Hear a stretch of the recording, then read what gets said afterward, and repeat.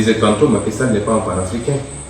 Parce que comment pouvez-vous comprendre que ce même Macky Sall asphyxie le Mali, qui est un pays frère, un pays voisin? Je voudrais rappeler à beaucoup d'Africains qui ne connaissent peut-être pas tellement cette histoire, qu'au lendemain des indépendances, le Sénégal et le Mali ne faisaient qu'un dans ce qu'il était convenu d'appeler la Fédération du Mali. Et cette Fédération du Mali a tenu jusqu'en 1962 avant d'imploser. De part et d'autre du Mali et du Sénégal, vous retrouverez les mêmes ethnies, les mêmes peuples, les mêmes cultures. Le Mali et le Sénégal et le Mali. Le Mali constitue l'arrière-pays du Sénégal en quelque sorte. Comment pouvez-vous comprendre que Macky Sall ferme le port autonome de Dakar, les aéroports du Sénégal et les frontières routières du Sénégal à ce même Mali qui passait par le Sénégal pour réaliser l'essentiel de ces importations? Au-delà du fait que c'est une attitude criminelle, c'est en même temps l'exécution d'une commande de ces maîtres occidentaux qui veulent, par la pression, par l'asphyxie, amener le peuple malien à se soulever contre le régime qui est en place. Un panafricain ne peut pas agir comme ça.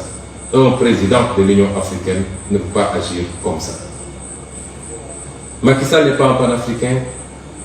Tout cet activisme dont il fait montre depuis quelque temps ne vise qu'un seul objectif: lui donner un repli international à la fin de son second et dernier mandat.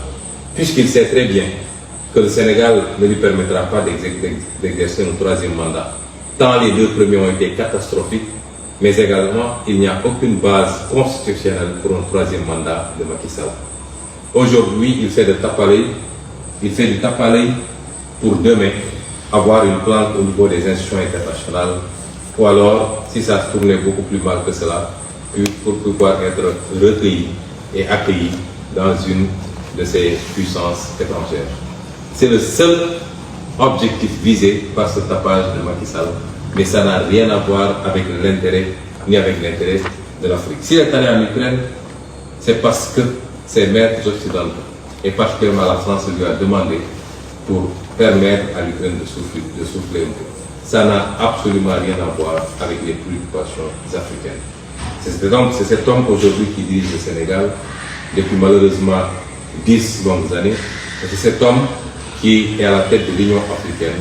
Il va se servir de cet outil pour assouvir ses desseins personnels, sa boulimie de pouvoir et d'image, mais absolument pas les réformes en profondeur dont l'Afrique a besoin et qui tournent autour d'un seul maître mot: la souveraineté. La souveraineté de l'Afrique, l'indépendance réelle et effective de cette Afrique. Macky Sall ne sera jamais le champion de cette préoccupation africaine et particulièrement de la jeunesse africaine.